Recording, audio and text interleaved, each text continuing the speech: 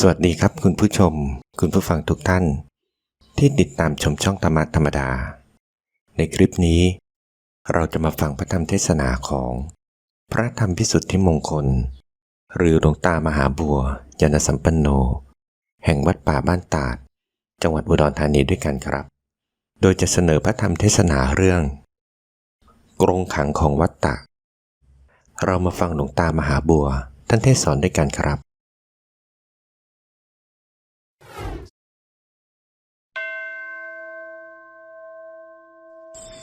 นักปฏิบัติอย่าได้มองดูและสนใจกับผู้ใดยิ่งกว่าพระพุทธเจ้าและพระสาวกท่านและอย่านำแบบใดฉบับใดนอกเหนือจากแบบฉบับของพระพุทธเจ้าและพระสาวกที่ท่านพาดำเนินแบบฉบับของท่านเป็นฉบับที่ทำลายวัฏจักรทำลายกองทุกข์ทั้งมวลซึ่งเป็นสาเหตุมาจากวัฏจักรวัฏจิตแบบนอกนั้นส่วนมากมีแต่เรื่องส่งเสริมวัฏจักรวัฏจิตโดยเจ้าตัวก็ภูมิใจว่าได้ปฏิบัติดีปฏิบัติถูกหรือความหวังพาให้เคลิ้มไปไม่รู้สึกตัวเหมือนคนเดินทางไม่สนใจในทางแต่มุ่งหมาย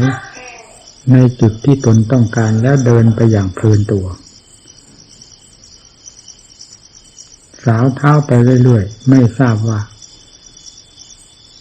ปลีกแวะไปทางใดทวีปใดแต่ความหวังยังเต็มหัวใจว่าจะถึงจุดที่หมายซึ่งตนต้องการทั้งจิตก้าวเท้าไปนั้นผิดไปโดยลำดับลำดาและห่างไกลต่อจุดที่หมายไปโดยลำดับเจ้าตัวก็ไม่รู้นี่คือขาดความสนใจในสายทางที่จะพาให้ถึงความมุ่งหมายนี่ก็คือขาดความสนใจในแบบฉบับตามหลักธรรมที่ท่านพาดำเนินมาเรื่องความหวังนั้นหวังกันได้ทั้งนั้นแหละแต่การที่จะสังเกตสอดรู้ในปฏิปทาเครื่องดำเนินเพื่อให้ถึงความหวังนั้นมันเป็นอีกแง่หนึ่งซึ่งอยู่กับการพินิจพิจารณาความสนใจจดจ่อผู้ปฏิบัติที่ไม่สมความมุ่งหมายแล้วก็ไปโทษให้อัดให้ทำให้มรรคผลนิพพานว่าไร้ผลไร้ประโยชน์ก็เพราะความโง่เง่าเต่าตุ่นของตนซึ่งเป็นเรื่องของกิเลสล้วนๆทำลายธรรมอยู่ในการปฏิบัติของตนนั่นแหละไม่ใช่สิ่งอื่นใดมาทำลายความมุ่งหมายนั้นให้ไม่สมหวังหรือจนกลายเป็นความมุ่งหมายล่มละลายไปได้เพราะไม่ปรากฏผลขึ้นมาแม้นิดหนึ่งจากการปฏิบัตินุ่มๆดอนๆนั่นเลยโดยเหตุนี้ผู้ปฏิบัติจึงควรสำเนียกศึกษาให้ดีอย่าเสียดายกับสิ่งใดที่พระพุทธเจ้าไม่พาเสียดายพระสงฆ์สาวกท่านผู้ฆ่ากิเลสให้คิดหายวายปวงไปจากพระทัยและใจไม่พาเสียดายอย่าเสียดายฝืนความเสียดายนั้นด้วยการต่อสู้ด้วยการสลัดและนำธรรมที่ถูกต้องดีงามเข้ามาแทนที่กับสิ่งที่อยากหรือสิ่งที่รู้ผิดเห็นผิดนั้นจะชื่อว่าดำเนินตามหลักศาสดาความผิดถูกชั่วดีสิ่งที่ควรฝืนไม่ควรฝืนพระพุทธเจ้าทรงผ่านมาไม่มีอันใดสงสัยแล้วและไม่มีใครเกินศาสดาในการฝ่าฝืนความยุ่งยากการเลือกเฟ้นได้รับความทุกข์ความทรมานเพราะการประพฤติปฏิบัติผิดบ้างถูกบ้างมาโดยลำดับจนถึง6 พระพรรษามีล้วนแล้วตั้งแต่สมบุกสมบันทั้งทางส่วนมากเป็นทางที่ผิดไม่ใช่ทางเรื่อยมาก็ทรงสลัดตัดออกเรื่อย เสาะแสวงหาทางที่ถูกที่ดีโดยลำพังพระองค์เองที่เรียกว่าสยามภูมิเมื่อได้ตรัสรู้แล้วทรงรู้เองเห็นเองเพราะทรงแสวงเองโดยปราศจากครูอาจารย์สั่งสอนในทางที่ถูกต้องดีงามพระองค์ได้ทรงผ่านมาหมดแล้วอันใดที่ปฏิปทาใดความรู้ความเห็นใดที่พระโอวาทได้แสดงไว้อย่างแจ่มแจ้งแล้วนั้นนั่นแหละคือปฏิปทาเครื่องฆ่ากิเลสโดยประการทั้งปวงที่เสด็จผ่านไปแล้วและสาวกก็ได้ผ่านพ้นไปแล้วด้วยปฏิปทาอันออกมาจากการดำเนินและสวขาธรรมที่จัดไว้ชอบแล้วนั้นผู้ปฏิบัติต้องเป็นผู้หนักแน่นอย่าโยกคลอนอย่าเอานิสัยของคฤหัสถ์นิสัยของกิเลสซึ่งเป็นข้าศึกต่อธรรมมาใช้จะไม่เห็นผลที่มุ่งหมายตลอดไปถ้ายังเสียดายความรู้ความเห็นจริตนิสัยของตนที่เคยฝังจมมากับกิเลสนั้นมาใช้ในวงศาสนาแล้วก็จะมาทำลายการประพฤติปฏิบัติของตนโดยที่เจ้าตัวก็ภูมิใจว่าได้ปฏิบัติได้นั่งสมาธิได้ภาวนานั่นความละเอียดของสิ่งที่เป็นข้าศึกต่อธรรมละเอียดมากไม่มีสิ่งใดจะเหนือกว่าในสามแดนโลกธาตุนี้เพราะธรรมชาตินี้เป็นเจ้าอำนาจครอบโลกธาตุอันเป็นแดนสมมุตินี้มานานแสนนานโลกที่หลุดรอดพ้นไปไม่ได้ก็เพราะธรรมชาตินี้เกลี้ยกล่อมครอบงำขู่เข็นบังคับบัญชามีอำนาจก็มากความเกลี้ยกล่อมก็แหลมคมไพเราะเพราะพริ้งอำนาจก็มากไม่มีใครกล้าฝืนและไม่มีสิ่งใดจะปราบไม่มีสิ่งใดที่จะรู้โทษของมันได้และปราบมันลงได้ให้ได้หลุดพ้นไปจากเครื่องกดขี่บังคับเหล่านี้เบื้องต้นก็มีพระพุทธเจ้าเพียงพระองค์เดียวเท่านั้นยังเป็นอัศจรรย์มากทีเดียวที่พระพุทธเจ้าอุบัติขึ้นในโลกแต่รับพระองค์นั้นไม่ใช่เป็นเรื่องเล็กน้อยเป็นเรื่องสามแดนโลกธาตุนี่หวั่นไหวทั่วถึงกันทั้งฝ่ายมารทั้งฝ่าย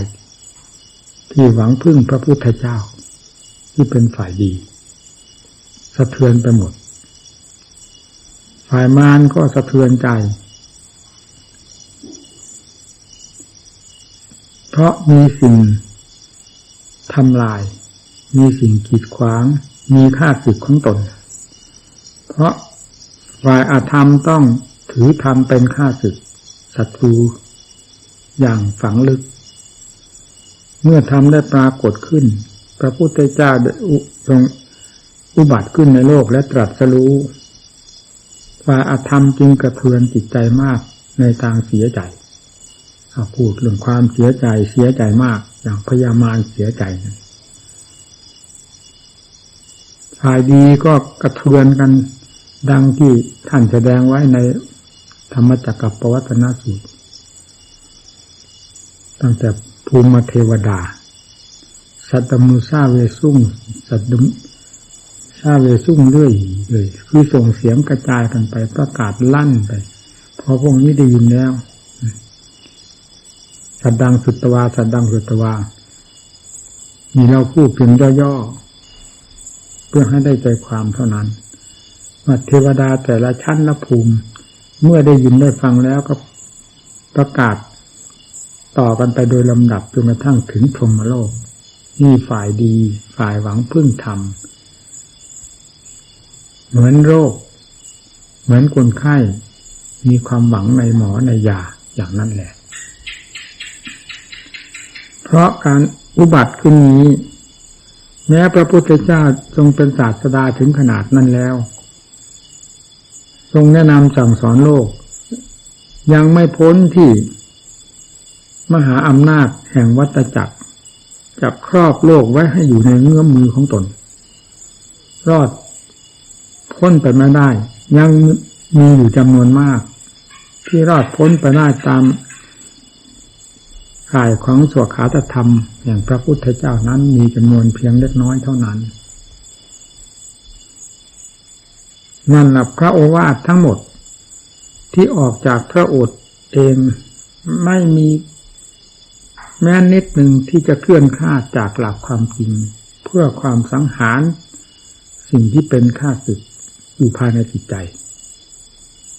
แม้เช่นนั้นก็ยังจับเอามายึดเอามาปฏิบัติเพื่อกำจัดสิ่งที่กล่าวสิ่งที่ทำตำหนินี้ไม่ได้เพราะสิ่งนั้นมันยังแหลมคมเข้าไปอีกว่าผู้ได้เห็นได้ยินได้ฟังผู้ปฏิบัติธรรมนั้นเป็นไหนชาติโลกใครจะไม่อยากหลุดจากพ้นจากความทุกข์ความลำบากเพราะตั้งแต่วันเกิดมาไม่ว่ารายใดจมอยู่ด้วยความทุกข์ความลำบากในแง่ต่างๆปีปาถะวันหนึ่งคำนวณไม่ถูกเพราะความทุกข์ที่แสดงตัวออกมาจากจิตใจซึ่งมีสิ่งผลักดันให้เป็นอย่างนั้นขึ้นมาแต่ละรายจมอยู่กับกองทุกข์ทั้งนั้นมีรายไหนที่เว้นไม่มีกองทุกข์ขึ้นชื่อว่าอยู่ในแดนสมมุตินี้แล้วต้องเป็นเหมือนกันหมดเป็นแต่เพียงว่ามากกับน้อยหนักกับเบาต่างกันเท่านั้นเรื่องความทุกข์ที่จะไม่ฝังจมอยู่ภายในจิตใจนั้นลงวัฏจักรซึ่งเป็นยาพิษอันสำคัญได้ฝังอยู่ภายในจิตใจแล้วทำไมจะไม่ผลักดันออกมาให้เป็นเรื่องความทุกข์ความลำบาก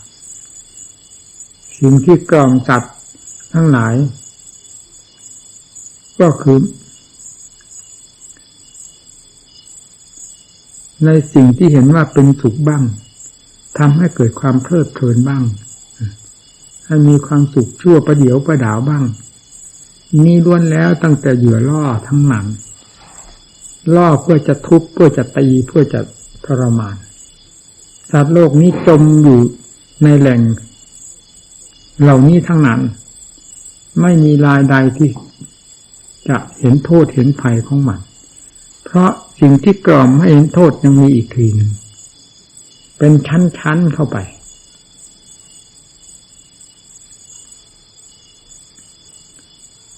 แล้วเราคำนวณดูสิว่าใน3 แดนโลกธาตุนี้มีสัตว์โลกจำนวนเท่าไหร่มีรายใดที่เล็ดลอดตัวออกไปได้ตั้งอยู่ในหรือสถิตอยู่นอกขอบข่ายของกองทุกข์มากน้อยเหล่านี้ไม่มีเลยเพราะคำว่าสมมุติทั้ง3 แดนโลกธาตุนี้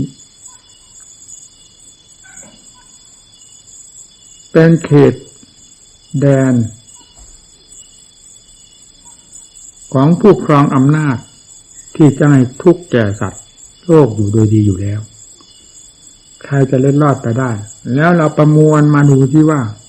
สัตว์ทุกตัวมีแต่อยู่ในกรงขังนี่หมดเหมือนกับปลากี่ร้อยตัวก็ตามที่เขาขังไว้แม้ที่สุดขังไว้ในทะเลมีตาข่ายครอบไว้หมดนับวันนับเวลาที่จะตายกันไปเรื่อยๆแล้วเอามาเพิ่มเรื่อยๆตายกันไปเรื่อยๆฆ่าเรื่อยๆต้มแกงกันอยู่เรื่อยๆนำเข้ามาเพิ่มเรื่อยๆนี่ทำนองเดียวกันกับสัตว์โลกที่ทนทุกข์ทรมานพอแล้วก็ตายไปแล้วเกิดใหม่เรื่อยมาแทนเรื่อยตายไปเรื่อยอยู่ทำนองนี้ไม่มีสัตว์ตัวใดที่ไม่เป็นอย่างนี้เลยนอกจากชั้นสุทธาวาส5 ชั้นแม้มีทุกข์อยู่บ้างตามกิเลสที่มีละเอียดตามเชื้อแห่งวัฏฏะที่ยังมีละเอียดที่จะไม่กลับมาเท่านั้นเพราะ5 ชั้นนี้ไม่กลับแต่ในขณะที่ไม่กลับนั้นก็ยังอยู่ในกรงขังห้องขังของวัฏฏะจนได้จนกว่าจะเพียงพอกับการบำเพ็ญหรือจิตใจเต็มที่เต็มภูมิ ในอัตธรรมทั้งหลายแล้วก็ผ่านไปนอกนั้นไม่มีปรากฏว่าลายใดที่จะอยู่นอกขอบข่ายอันนี้ไปได้หรืออยู่นอกรั้วของวัฏจักรนี้ไปได้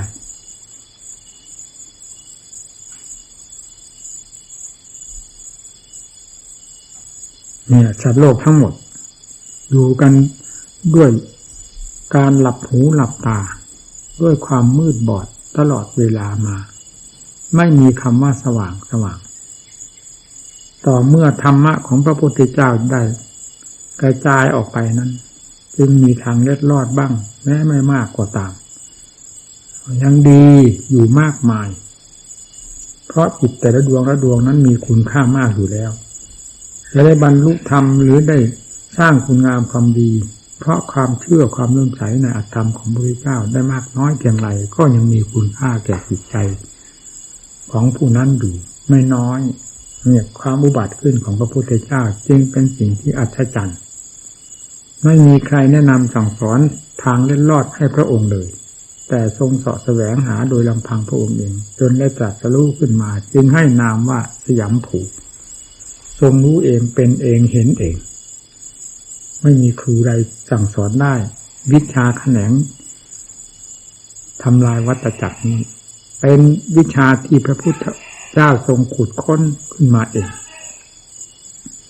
จากนั้นก็ประทานอุบายให้แก่พุทธบริษัท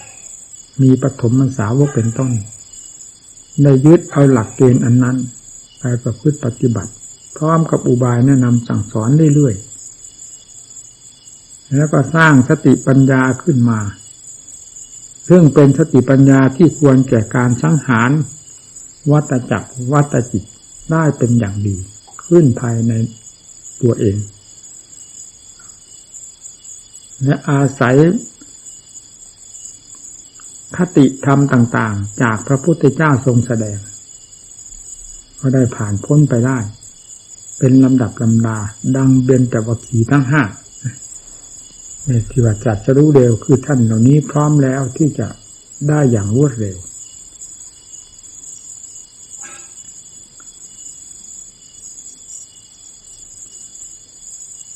เพราะฉะนั้นผู้ปฏิบัติ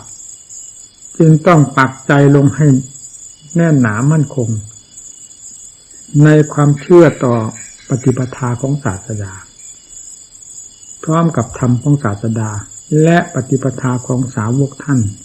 ที่ได้ความวัฏจักรลงจากจิตใจหมดแล้วยึดเข้ามาเป็นหลักใจฝากเป็นฝากตายกับนี้แล้วตั้งท่าฝืนในสิ่งที่ควรฝืนอยู่โดยสม่ำเสมอไม่ลดละความภาคเพียรไม่ลดละความฝืนและเร่งความภาคเพียรที่จะเป็นไปเพื่อความบริสุทธิ์วิมุตติหลุดพ้นจากแหล่งแห่งกองทุกข์นี้ดังที่เคยเทศเสมอว่าพละห้าหรืออินทรีย์ห้านั่นเป็นธรรมสำคัญมากเกี่ยวโยงกันอิทธิบาทก็เหมือนกันศรัทธาวิริยะสติสมาธิปัญญานี่เรียกว่าพละห้าคือกำลังห้าอย่างรวมตัวเข้าหนุนดวงใจให้มีกำลังแก่กล้าหนุนทั้งสติปัญญาทั้งศรัทธาความเพียรทุกด้านให้มีกำลังเพื่อปราบปรามสิ่งที่ฝังตัวอยู่ภายในจิตนั้นให้ขาดสะบั้นออกไปฉันทาวิริยะจิตตวิมังสาก็เหมือนกันเช่นนั้นประมวลแล้วเครื่องมือเหล่านี้มีแต่เครื่องมือจะฆ่าฟันหันแหลกกับสิ่งที่เป็นภัยแก่ตนมาตั้งกับตั้งกันหรือนับกันไม่ถ้วนนี้ทั้งนั้นไม่มีเครื่องมือใดที่จะเป็นสิ่งส่งเสริมวัฏจักรภายในจิตนี้ให้เจริญยิ่งขึ้นไปเพื่อทำลายเราเพราะฉะนั้นความเชื่อในพระพุทธเจ้าในปฏิปทาของพระองค์และศาสนธรรมตลอดความเชื่อในสังฆังสนังกัจฉามิที่ท่านดำเนินมาอย่างไรนั้นจึงเป็นกำลังใจสำคัญที่จะให้ฟันฝ่าอุปสรรคซึ่งเป็นของยากนับแต่พระพุทธเจ้าและสาวกลงมายากด้วยกันไม่ใช่จะเสียเปรียบเฉพาะเราคนเดียวว่าทำความเป็นยากพระพุทธเจ้าและสาวกทั้งหลายง่ายนิดเดียวเช่นนั้นนั่นเป็นเรื่องความหลอกหลอนของกิเลสซึ่งมันมีอยู่ตลอดเวลาแทรกอยู่ทุกระยะ ไม่ถึงขั้นสติปัญญาจะทราบมันนั้นทราบไม่ได้ทั้งที่ถูกมันพัดผันอยู่ตลอดเวลาหาความสงบ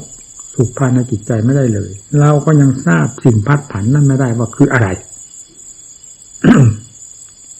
นี่แหละการ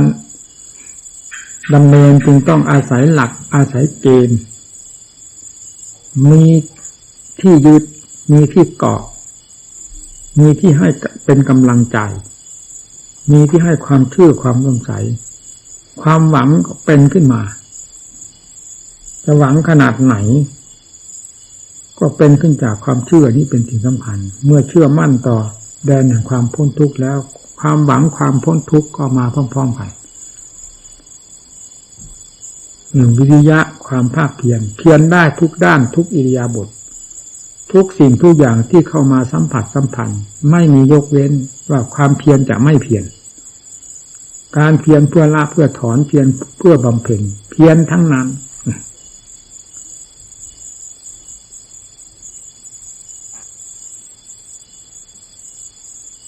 คำว่าสวากขาตธรรมตรัสไว้ชอบแล้วนี้เหมือนกับแบมรรคผลนิพพานให้ดูทั้งสายทางเดินดูทั้งจุดที่หมายให้เห็นชัดเจนทั้งสองอย่างคือให้เห็นทั้งเหตุให้เห็นทั้งผลอย่างสดร้อนไม่มีคำว่าการสถานที่เข้ามาเกี่ยวข้องเลยตามหลักธรรมคือความจริงเป็นอย่างนั้นไอ้ที่ว่าการนั้นสมัยนี้มีมรรคผลนิพพานไม่มีมรรคผลนิพพานนั้นมันเป็นเรื่องของกิเลสที่หลอกลวงสัตว์โลกทั้งมวลธรรมของพระพุทธเจ้าไม่ได้หลอกลวงนอกจากปราบสิ่งจอมปลอมทั้งหลายนี้ให้หมดไปจากใจแล้วก็เชื่อพระพุทธเจ้าเต็ม 100% ไปเองเท่านั้นมีเราบวชมาเพื่อพุทธด้วยพุทธังธรรมังสังฆังสรณังคัจฉามิเหตุใดจึงให้กิเลสสรณังคัจฉามิเข้าแทรกโดยไม่เปล่งวาจาถึงมันแต่ทางใจนั้นหมอบราบกับมันอยู่ตลอดเวลาสมควรแล้วหรือนักปฏิบัติเราแล้วคำนี้จำไว้ให้ดีขอให้ผลิตสติปัญญาศรัทธาความเพียรขึ้นให้พอตัวเถิดจะทราบภายในจิตใจของตัวเองเพราะสิ่งเหล่านี้ไม่อยู่นอกเหนือไปจากใจนี่เลยดินฟ้าอากาศสถานที่กว้างแคบอะไรไม่มีปัญหาไม่ใช่สถานที่อยู่สถานที่หลับที่นอนที่ขับกล่อมบำรุงบำเรอตนให้ของมันให้สะดวกสบายยิ่งกว่าจิตดวงนี้เลยเมื่อผลิตสติปัญญาขึ้นที่ตรงนี้แล้วจะต้องสัมผัสสัมพันธ์จะต้องรู้ต้องเห็นจะต้องได้เข็นได้ฆ่ากันโดยไม่ต้องสงสัยดังพระพุทธเจ้าและสาวกพาเข็นฆ่ามาแล้วไม่มีปัญหาอันใดเลยที่จะเข้าไปขัดแย้งท่านได้ดังที่เคยพูดว่าปัญญาสุตตมยปัญญาการได้ยินได้ฟังเวลานี้ก็เพื่อความเฉลียวฉลาดเพราะผู้สอนก็สอนเพื่อความฉลาดจินตามยปัญญาพิจารณาไตร่ตรองหาเหตุหาผลโดยอัดโดยทำเพื่อถอดเพื่อถอนเพื่อแก้เพื่อไขเพื่อให้รู้เรื่องสิ่งที่พัวพันกับใจตนอันเป็นข้าศึกนั้นไปโดยลำดับเบื้องต้นจะเกิดขึ้นจากสุตตมยปัญญาจินตามยปัญญานี้ก่อนต้องได้ใช้การบังคับพาพินิจพิจารณาจนปรากฏผลขึ้นมาบ้างเล็กๆน้อยๆแล้วปรากฏขึ้น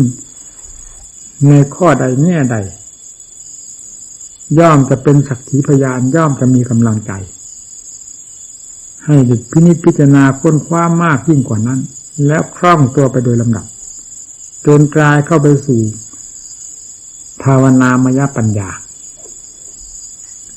เมื่อจิตได้ก้าวเข้าสู่ภาวนามยปัญญาคือหมุนตัวไปโดยหลักธรรมชาติภายในจิตใจของตนเองโดยไม่ต้องไปศึกษาสำเนียกจากสิ่งใดจากผู้ใดด้วยเจตนาหากเป็นหลักธรรมชาติของสติปัญญานี้จะรับทราบกันเองกับสิ่งที่มาเกี่ยวข้องเช่นรูปเสียงกลิ่นรสเครื่องสัมผัสจะไม่มาสัมผัสใดที่ใดนอกจากมาสัมผัสตาหูจมูกลิ้นกายและใจ ความสัมผัสระหว่างอายตนะภายนอกกับภายในนั่นแหละเป็นเหตุให้สติปัญญาทำงานอยู่กับสิ่งเหล่านี้ไม่มีวันมีคืนมีปีมีเดือนไม่มีคำว่ามืดแจ้งสว่างไม่มีคำว่าอิริยาบถเว้นแต่หลับเสียเท่านั้นนี่คือภาวนามยปัญญาปัญญาประเภทนี้จะให้ผู้ใดมามอบให้ไม่ได้เป็นปัญญาประเภทที่เกิดขึ้นกับตนไม่เคยรู้ก็รู้ขึ้นมาไม่เคยเห็นขึ้นมาไม่เคยคิดเคยค้นขึ้นมากิเลสอยู่ในสถานที่ใดหยาบกลางละเอียดขนาดไหนเมื่อสติปัญญาประเภทนี้ได้เริ่มไหวตัวแล้วจะเริ่มทราบไปโดยลำดับลำดาและฆ่าฟันหันแหลกไปไม่หยุดไม่ยั้งไม่มีคำว่ายอมแพ้จะยากลำบากขนาดไหนไม่มีคำว่าถอยเอาจนรู้เอาจนเห็นเอาจนกิเลสประเภทต่างๆพังทลายลงไปเห็นประจักษ์ด้วยใจของตนเองโดยทางสติปัญญานี่แหละสติปัญญาประเภทนี้แหละเป็นสติปัญญาประเภทที่ข้ามวัฏจักรออกจากจิตใจได้ไม่มีประเภทใดประเภทเหล่านั้นเป็นเพียงเครื่องส่งเสริมเข้ามาให้ประเภทนี้มีกำลังเท่านั้นเมื่อถึงขั้นนี้แล้วเป็นสติปัญญา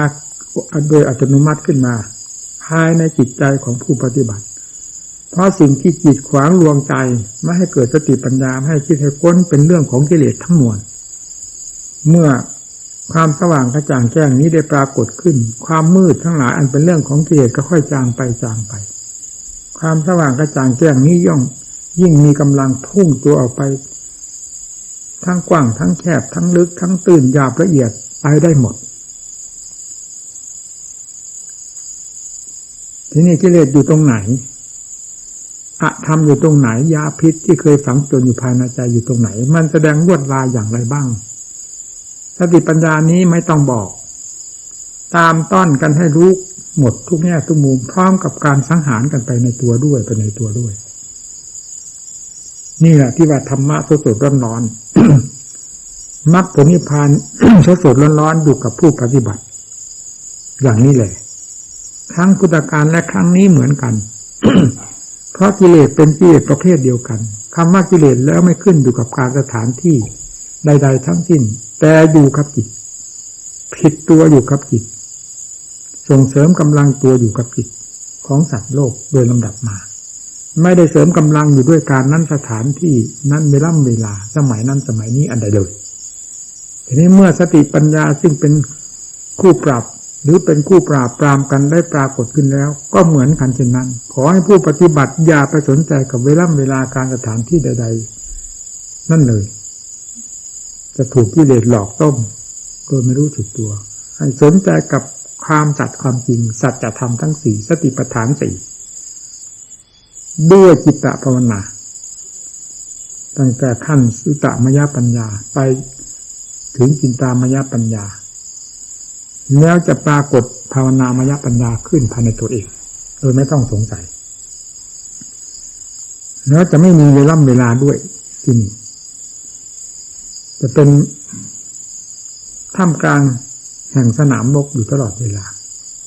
ระหว่างกิเลสกับธรรมต่อสู้กันเราไม่เคยได้ปรากฏแต่ก็ได้ปรากฏประจักษ์กับขนาดที่ประกอบความภาคเพียรหรือฟาดกันหันแหลกกันกับกิเลสภายในหัวใจของเรานี่แหละสติปัญญาไม่เคยคิดขึ้นมาจนได้ไม่เคยรู้ขึ้นมาจนได้กิเลสประเภทใดไม่เคยรู้ก็เห็นกันเห็นจนได้รู้จนได้ฆ่าจนได้จนไม่มีอะไรเหลือด้วยอำนาจของสติปัญญาประเภทนี้แหละไม่ใช่ด้วยสถานที่เวลาดังที่กิเลสหลอกชาวพุทธเราทั่วไปส่วนมากหลอกอย่างนั้นแหละและเชื่ออย่างนั้นด้วยสุดท้ายก็มันเอาเป็นเครื่องมือ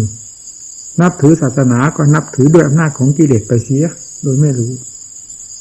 แต่ทำบุญให้ทานอะไรก็ให้มันกำหนดกฎเกณฑ์คะแนนให้ไปเสียหมดไม่มีธรรมที่จะกำหนดกฎเกณฑ์ให้ได้บ้างเลยแล้วจะเข้าถึงธรรมได้อย่างไรนี่สำคัญดังที่มัน กำหนดกฎเกณฑ์ให้เราทำความเพียรอยู่เวลานี้รู้ไหมเดินจงกรมสติมีไหมถ้าสติไม่มีเวลาใดนั่นแหละคือมันทำงานอยู่แล้วนี่เราก็ไม่รู้เมื่อถึงยังไม่ถึงขั้นที่รู้นั่งสมาธิก็ไม่รู้ว่ากิเลสเป็นอย่างไรทั้งที่กิเลสลากไปจนถลอกปอกเปลือกก็ยังไม่รู้ว่ากิเลสคืออะไรเดินจงกรมภาวนาก็เป็นแบบเดียวกันหมดถลอกปอกเปลือกจนกระทั่งไม่มีหนังติดตัวถ้าหากกิเลสเป็นเหมือนสัตว์เป็นบุคคลลากถูเราไปอย่างนั้นแล้วถ้าในวัดป่าบรรดานี้จะไม่มีเนื้อหนังติดตัวเลยดีไม่ดีกระดูกขาดไปกี่ท่อนก็ไม่รู้แต่ยังคลื้นใจอยู่ว่าได้ทำความภาคความเพียรมันเพียรอะไรนอกจากมันเคลิ้มไปกับเพลงกล่อมของกิเลสลากไปนั้นหนังขาดไปก็ยังพอใจกระดูกขาดสะบั้นไปก็ยังพอใจยังไม่รู้กระดูกของเจ้าของหลุดไปหนังเจ้าของหลุดไปเนื้อเจ้าของหลุดไปดีไม่ดีกระโหลกศีรษะเจ้าของก็จะหลุดไปไม่มีศีรษะก็ยังกลิ้งกับมันได้สบายไปเลยนี่เมื่อยังไม่ถึงขั้นเราจะไม่รู้มันเป็นอย่างนี้กิเลสลากหัวใจเราไปถลุงมันถลุงอย่างนี้แต่เมื่อถึงขั้นที่ควรรู้ดังที่อธิบายมาแล้วนี้ขอให้ดำเนินตามนี้เถอะจะรู้มันทุกแง่ทุกมุมไปโดยลำดับลำดาค่อยขยายไปกว้างไปกว้างไปละเอียดเข้าไปแล้วจะเห็นความละเอียดของกิเลสถี่ยิบเข้าไปสติปัญญาก็ตามต้อนเข้าไปเหมือนไฟได้เชื้อเผาไปเป็นลำดับลำดาสุดท้ายไม่มีอะไรเหลือแม้กระทั่งที่แทรกอยู่ภายในจิตก็ไปกล่อมจิตอีกทำดีไม่ดีเผลอตัวแต่ก็เผลอไม่นานคำว่าไม่เผลอยังพูดไม่ได้ต้องเผลอก่อนคนเราเพราะเพลงของกิเลสละเอียดขนาดนั้นแต่ก็ไม่พ้นสติปัญญาที่ว่าจิตตภาวนาหรือว่าภาวนามยปัญญานี้ไปได้เลยเดี๋ยวก็พุ่งกันทะลุไปเลยหมดสิ้นซาก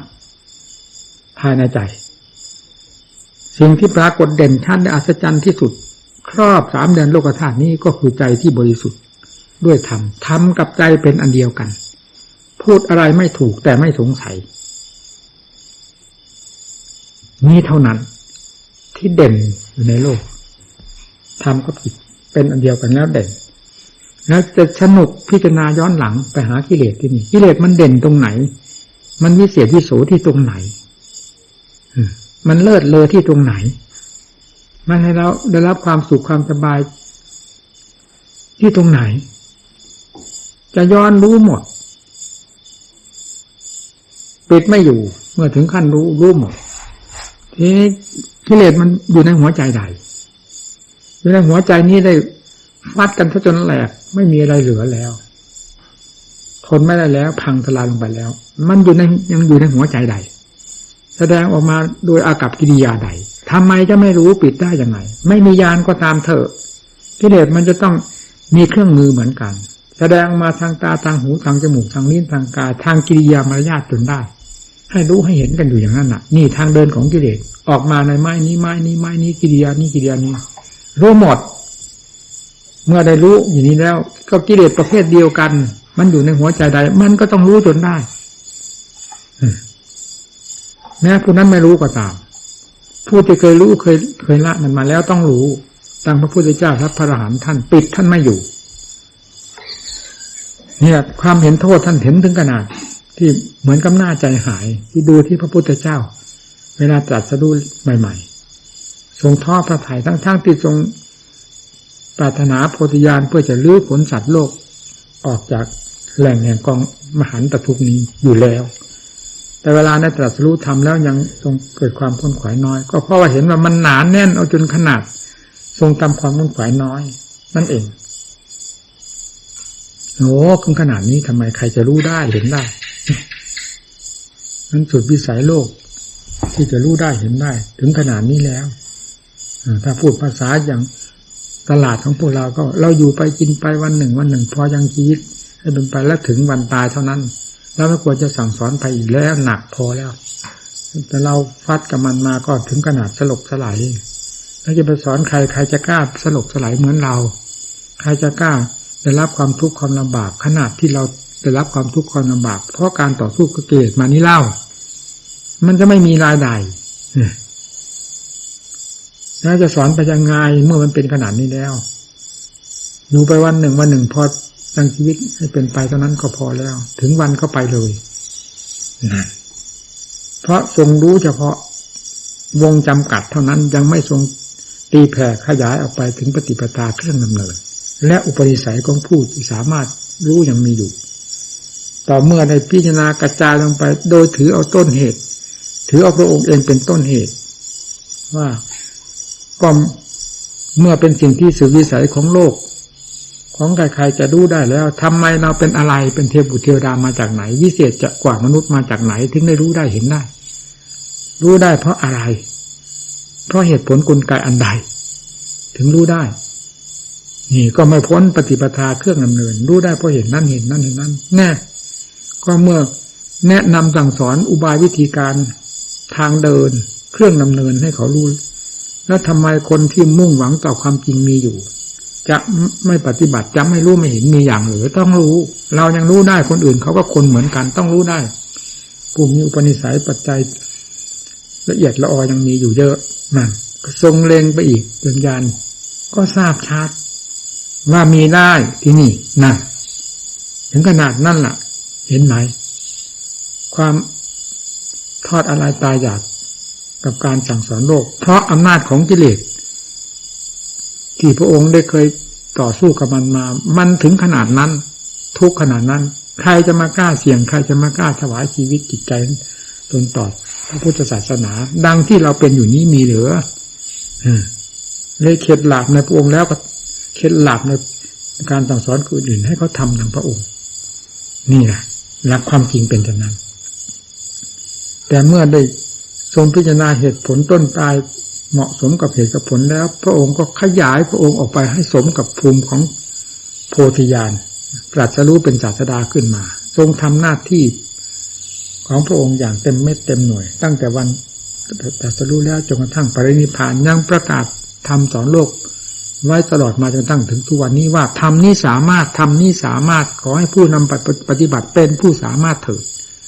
มรรคผลนิพพานจะอยู่ในเงื้อมมือไม่ต้องสงสัยกิเลสจะพังไปด้วยธรรมเหล่านี้พังไปด้วยธรรมเหล่านี้วัฏจักรวัฏจิตมันจะหนาแน่นขนาดไหนทนมัชฌิมาปฏิปทานี้ไปไม่ได้เลยพังด้วยกันหมดเอาเถอะเหมือนอย่างนั้นอย่าไปคิดให้เสียเวลาที่ถูกกิเลสกล่อมไปนั่นน่ะนั่นไม่ใช่เราตถาคตสอนนั่นไม่ใช่ธรรมตถาคตมันเป็นกลมายาของกิเลสเป็นเพลงกล่อมของกิเลสต่างหากอย่าไปเชื่อถ้าไม่อยากจมอยู่ในวัฏฏะวนแล้วอย่าเชื่อให้เชื่อธรรมจะเป็นนิวัตจิตขึ้นมาภายในจิตใจบริสุทธิ์พุทโธขึ้นมาที่ใจให้เชื่อตถาคตนะพุทธังสนังกัจฉามิเปล่งถึงท่านอุทิศชีวิตจิตใจข้อวัดปฏิบัติของตนให้ถึงท่านธรรมังสนังกัจฉามิเป็นสิ่งที่วิเศษเลิศเลอไม่มีอะไรเสมอแล้วในสามแดนโลกธาตุนี้มีพระนิพพานนึกวิสุทธิธรรมเท่านั้นเป็นอันเดียวกันเอามุ่งใจถวายลงไปสังฆังสนังกัจฉามิท่านเหล่านี้เป็นผู้ที่สละเป็นสละตายได้ไปถึงความขั้นบริสุทธิ์วิมุตติพระนิพพานด้วยการอุตสาห์พยายามเราเป็นลูกตถาคตเราถอยหลังทำไมเอาสิสังฆังสนังกัจฉามิไว้ว่าอย่างไงถึงใจแล้วต้องถึงตัวถึงปฏิปทาการดำเนินทุกสิ่งทุกอย่างแล้วจะพ้นไปไม่ได้นะไม่อยู่ที่ไหนมรรคผลนิพพานอยู่ที่จิตที่กำลังถูกลุมล้อมอยู่ด้วยยาพิษทั้งหลายนี่ฟันลงไปนักปฏิบัติอย่าท้อถอยอย่าเห็นอันใดเลิศยิ่งกว่าศาสนธรรมหรือยิ่งกว่าสอกขาธรรมที่ตรัสไว้ชอบแล้วนี้เราเคยคุกเข้าเลยเคยล่มเคยจมมากับวัฏวนกับเพลงของกิเลสนี่มานานแสนนานแล้ว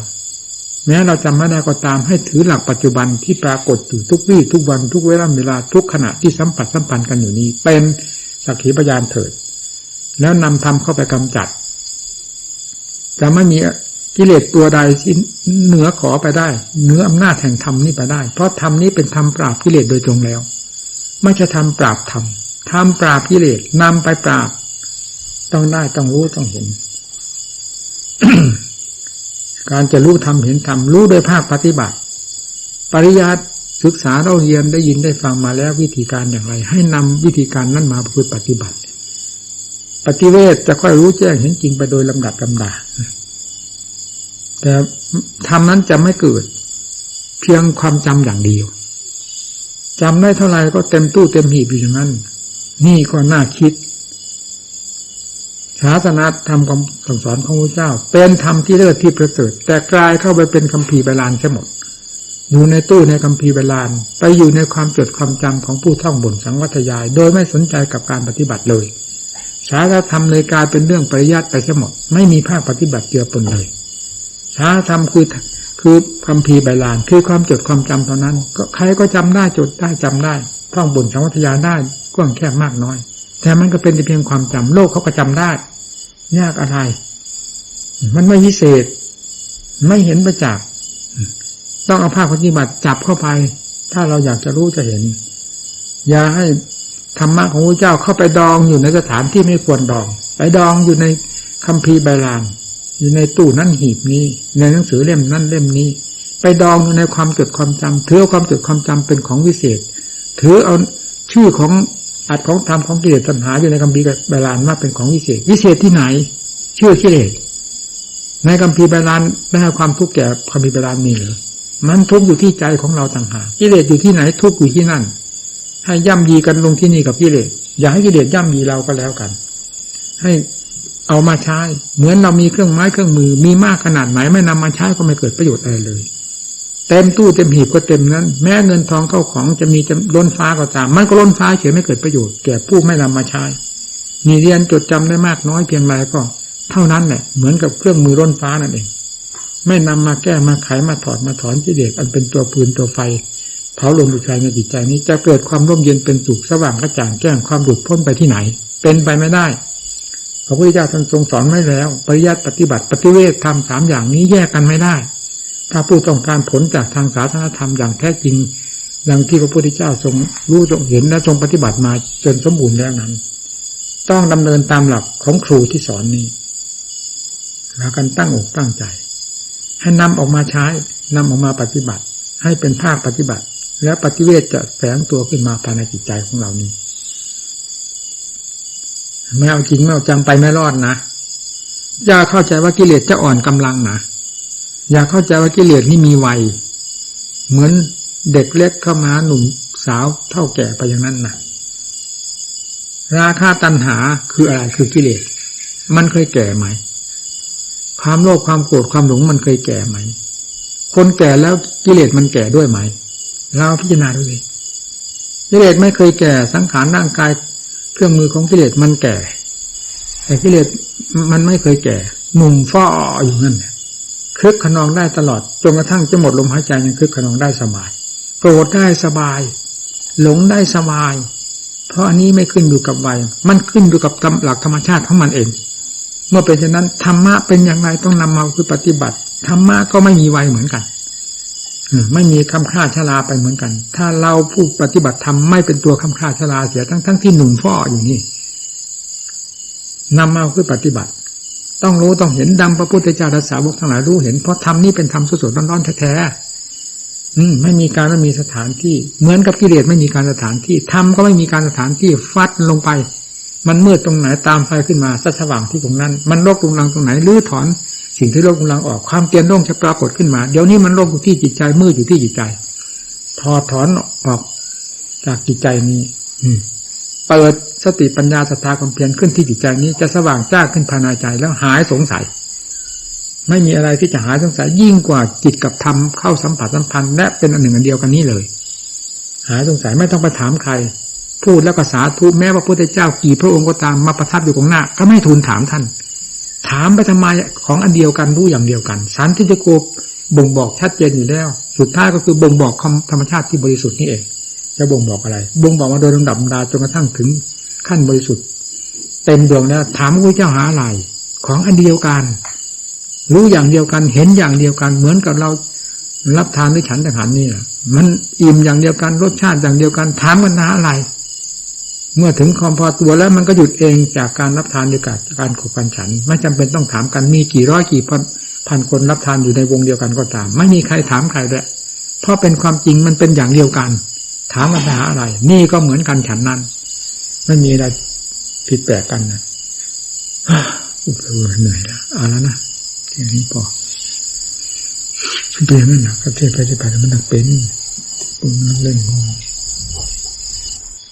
อันนี้ไม่มันมาทำรังเลยเย็นมาได้ก็มาสัตว์อยู่ที่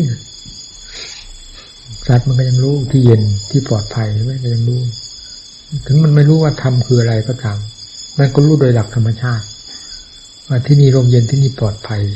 ที่นี่เป็นสุขมันก็มานั่นแหละธรรมคือมีอยู่ทั่วไปจำเป็นอะไรจะต้องบอกว่าธรรมหลักธรรมชาติบอกตัวเองมันไปอยู่ในคัมภีร์ใบลานนั่นสิมันไม่ได้มาอยู่ที่หัวใจมันจะรู้ได้ไงว่าธรรมเป็นยังไงรสของธรรมเป็นยังไงพระพุทธเจ้าเป็นยังไงพระอรหันต์ท่านเป็นยังไงไม่รู้ที่ถ้าลมมันมากระเทือนหัวใจก็เต็มดวงนี้แล้วมันทำไมจะไม่รู้ว่างั้นเลยเจ้ามีกี่หมื่นกี่แสนพระองค์มันก็ยอมรับหมดเลยเพราะธรรมชาตินี่ยอมรับกับตัวเองแล้วท่านก็สอนตรงนี้แท้ๆอันนี้ก็ได้รู้แท้ๆเนี่ยจะไปสงสัยครูหาอะไรธรรมะนี่ก็ไม่ใช่ธรรมะบ้ารู้แล้วจะเป็นบ้าไปสงสัยครูอย่างแล้วผมมาใหม่มาศึกษาก็ต้องศึกษาให้จริงจังนะจะมาทำเล่นละเลาะแหละให้เห็นนะมันหนักพวกที่อยู่ก่อนก็หนักเราผู้ดูอยู่นี่มันก็หนักส่วนมากมันลูกตาของเรานี่แหละมันหนักมากนะผมมองภาพมันกระเทือนก็นี่แล้ว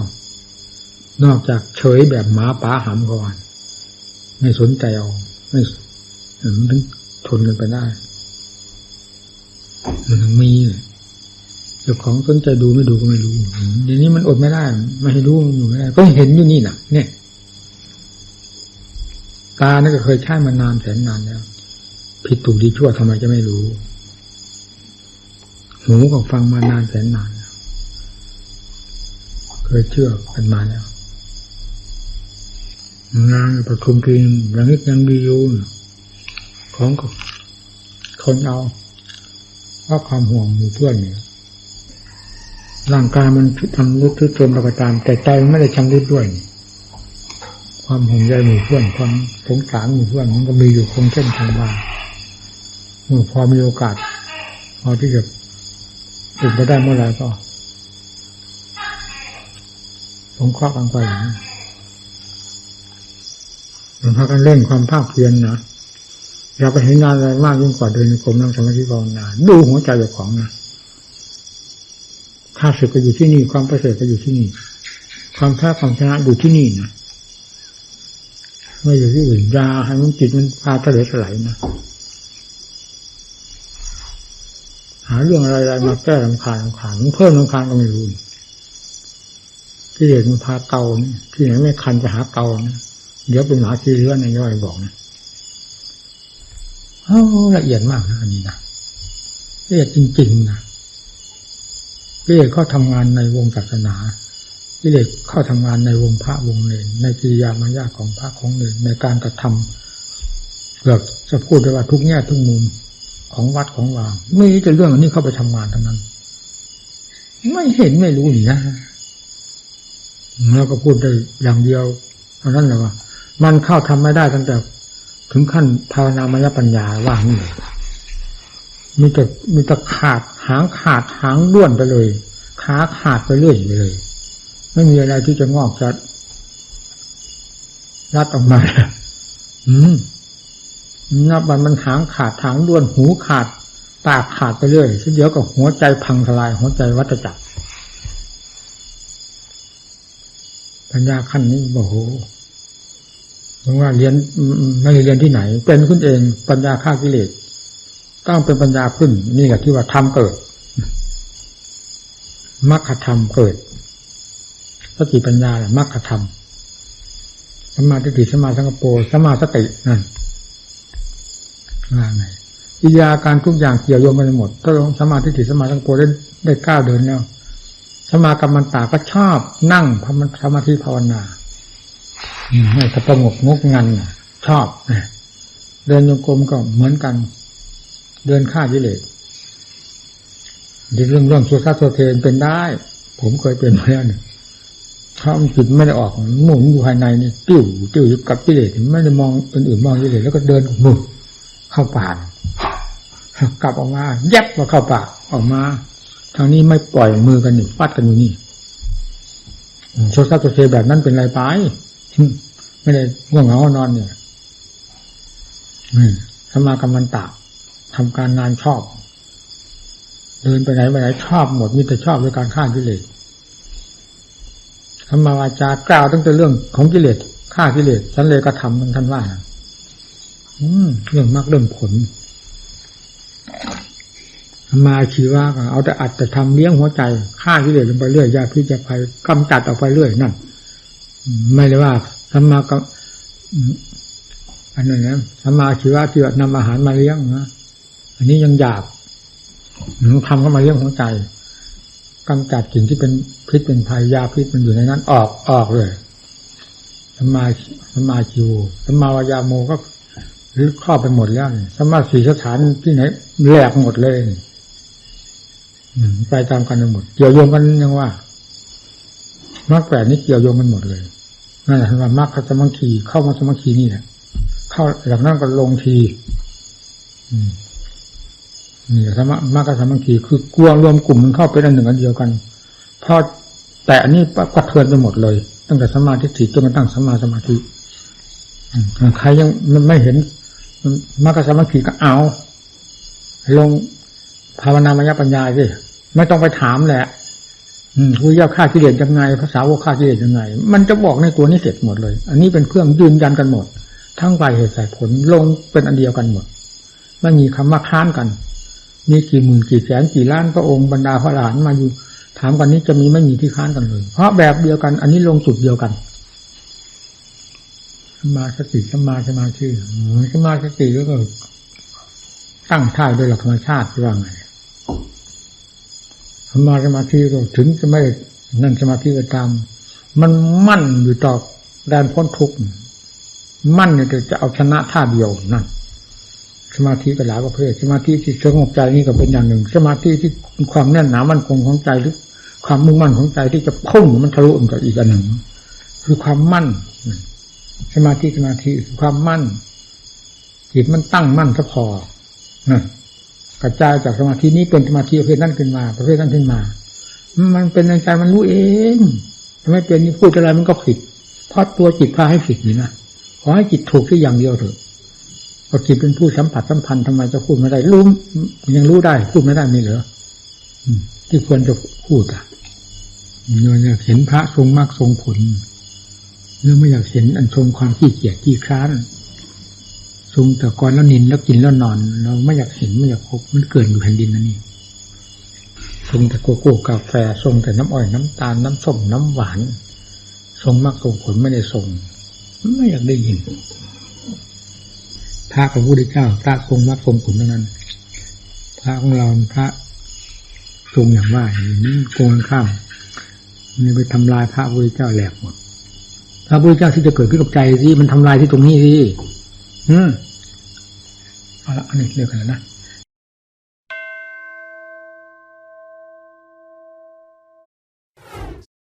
ความสุขไม่จำเป็นต้องมาจากวัตถุ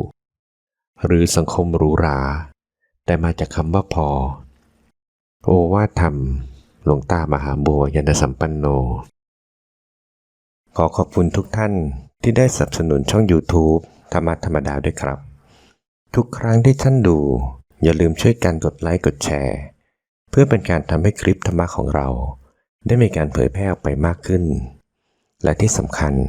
อย่าลืมกดติดตามช่องธรรมะธรรมดาด้วยนะครับขออนุโมทนาบุญกับทุกท่านที่ร่วมรับฟังด้วยกันครับสาธุ